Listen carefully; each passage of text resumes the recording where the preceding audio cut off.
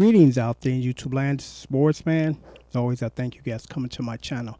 Today, I thought I would post a video that I think is going to be helpful to the masses because every now and then when I get a correspondent from a subscriber, I think it's a good idea to put it on a bigger scale as opposed to just replying to his comment, but doing a video on top of replying to his comment because I think it would help you guys and it will especially help this gentleman because he inquired about my tabbing service, and I gave him the information as far as how to use submit a tab request.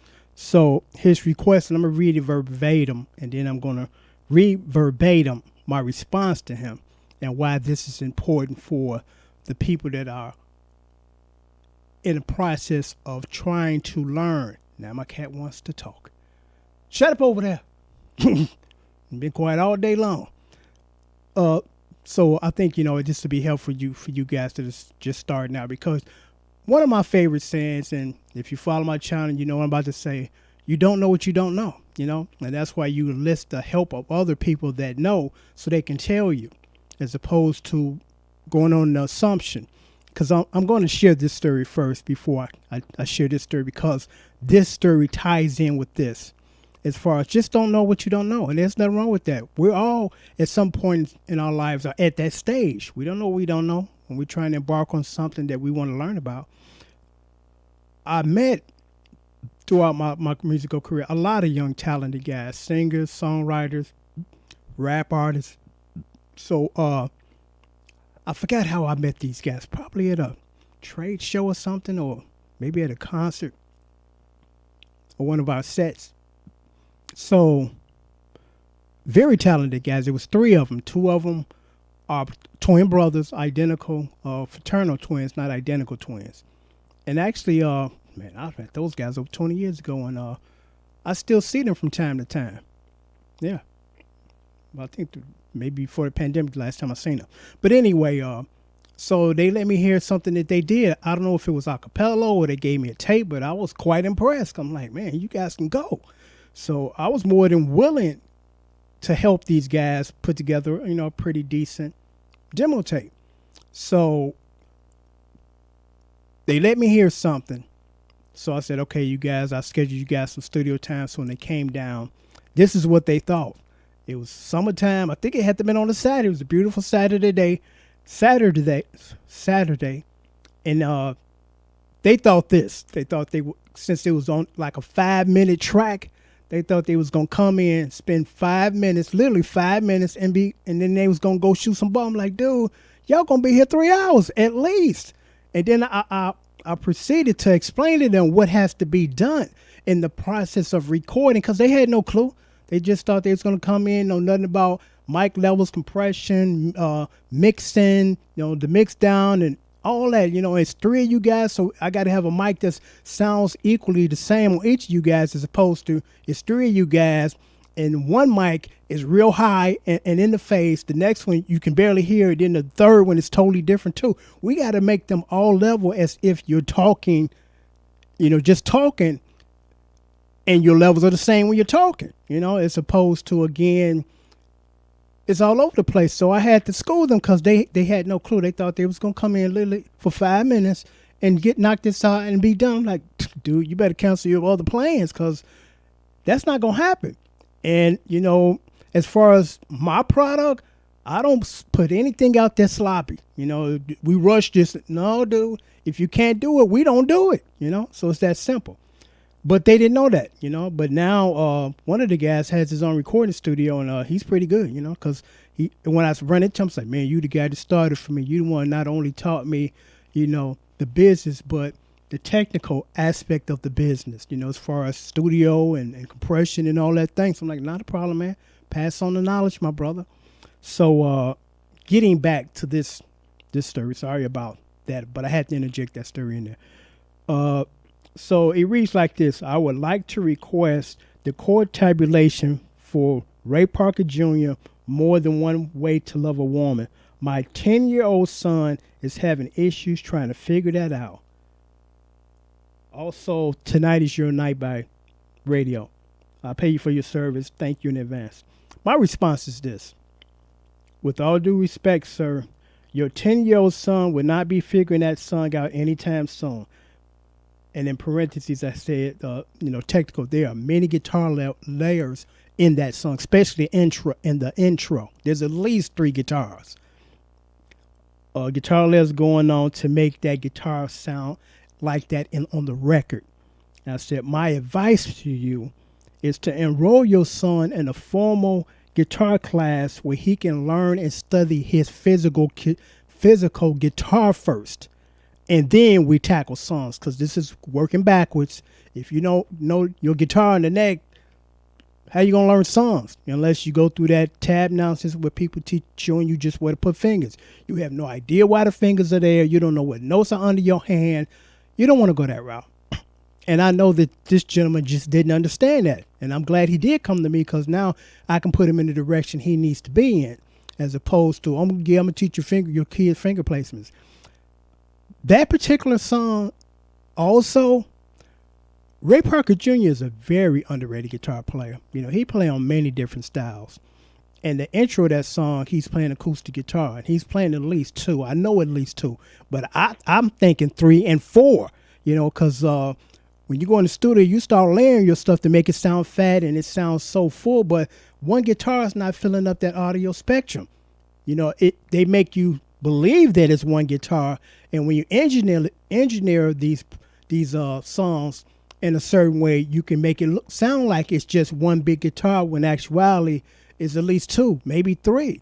So when you sit at home with your guitar and you trying to play this, it don't sound like the record. It ain't gonna sound like the record unless you go get 3 other dudes, or you can overdub at one time, which is impossible. You can lay it down and layer and stack it, but when you're playing live, you need those other dudes, or you're gonna do an arrangement where you can get away with just playing one guitar. And there are people, you don't know what you don't know. But again, that particular song, the intro, like I said, about 3 guitars, easy. Well, 100% sure it's 2 at least, but I'm sure it's 3 to 4. And then Ray Parker Jr. is playing finger style picking, which I have learned how to do. It took me 2 years. I studied that separately, and it took me like 2 years to get it down pat. So not only it's a difficult song, there's a different element of style of playing that you got to learn first to play it. So you're not going to be knocking that song out anytime soon, because I do have a Radio Ray Parker Jr. songbook lessons where I teach you some of these songs. I don't think that song is in there in my collection, and that's the reason why. And if it's in there, because I'm not 100% sure, I omitted the intro, because I'm like, sometimes you got to make special arrangements if you're going to do it live.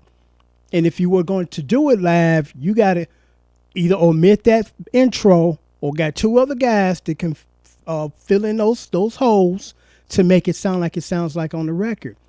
So again, it's just a lot of stuff you need to know before you can pick up a guitar and start playing songs. It's not that easy. It ain't easy at all. And that's not the route you take. You go get formal lessons, and your teacher help you study your neck. And then he introduced you to chords and chord progressions, and then teach you songs. Because I had one guy, and again, I'll state this and stress it. You don't know what you don't know. But I had one guy said, could you teach me these Ernie Oddity guitar solos? I'm like, dude, if it was that easy, we all be playing like Ernie. It ain't that easy. Ernie is a special caliber player, and I understand, because we all feel this way at the beginning, that we want to play just like our heroes. And some of us are fortunate enough that we can kind of get there, but most of us aren't. We're just us. So let's work with what we can work with, which is us. Because your Guitar Hero did the same thing. He worked with what he had, and apparently what he had is extremely special. But I'm just going to insert this, and then I'm close out this video. As far as, this is just me, difference of opinions, different approaches. And I'll say this for people that haven't figured this out, but the people that follow my channel know I don't do solos. You're not going to see me sitting here doing the Jimi Hendrix solo. First of all, you can't even do any more Hendrix stuff anyway. They done blocked it. And, I did a couple solos back in the day, some Prince stuff, what was it, Bambi, and I smoked it. No for no, baby. You know, and it's like, yeah, I can go there, but for one, that's just not my passion. My passion is like Nile Rodgers. I love chords. I love the meat of the song. You know, I could care less about the guitar solo stuff. I mean, really, I do it in the confines of my band to fill out the sound, and we have certain songs where, or a song where everybody do a little solo thing. So I'm like, okay, I can do that, but it's not just something that I love doing. You know, because there's some people, they love soloing. Ain't nothing wrong with that. You know, that's all they want to do. Back in the 70s, the band setup was there was two guitar players. One guitar on the right side of your ear playing rhythm, then another guitar picking lead lines and doing solos, you know. But the music of the band format and the style of music has changed drastically over 20 years. And in 20 more years, it's going to be worse than it is now. And I had to say that. I'm sorry, you know. I would like to say that it's going to get better, but it's going to get worse. It's going to get even more simplified. More people that are going to be getting into this business that don't even know how to fucking play. Can't read sheet music, don't know nothing about changing the keys or structuring a song. They're not going to know anything of that. And it's such a shame because you want your art form to get better, not die. You know? Because somebody said this and it was kind of funny. And it was like set in present times, and it was a young guy. And it was a band, a real band up there playing. He said, what are those things they're holding, and where's the DJ and the computers, you know? And we've gotten to that point, unfortunately, in R&B music. You know, that one hand sampling another dude's music 20 years ago. That's my composition. Okay. That's what you want to believe.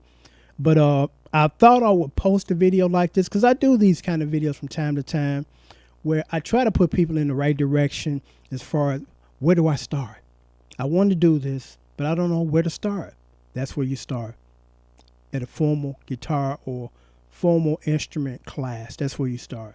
You know, I know we got the internet now and YouTube, and you can get a lot of information, you know, but the YouTube is not going to teach you how to become a good musician. Now, it can help and aid you in that process, but don't use that as your plan to become a musician because it's not going to work, you know. And I've had people that they take my advice because they say, well, hey, Morris, man, been doing this professionally for 30-some years, so he's been, you know, a guy around the industry, and he's been here for a long time, and this is how he got here, so I'm going to trust him. Why would I not believe him and think that I can do it myself? You know, I'm 22 years old, and I'm going to dispute the guy that been doing this 30 years. Good luck with that, you know, because you got some people you can't tell them. They think that they know everything, and they're going to do it their way. All I can do is wish you the best in that effort. But most cases, and not trying to sound negative, I'm just trying to be realistic. That's not going to work, you know. It's not going to work unless you're going to be, again, one of those guys with one finger hitting samples on keyboards.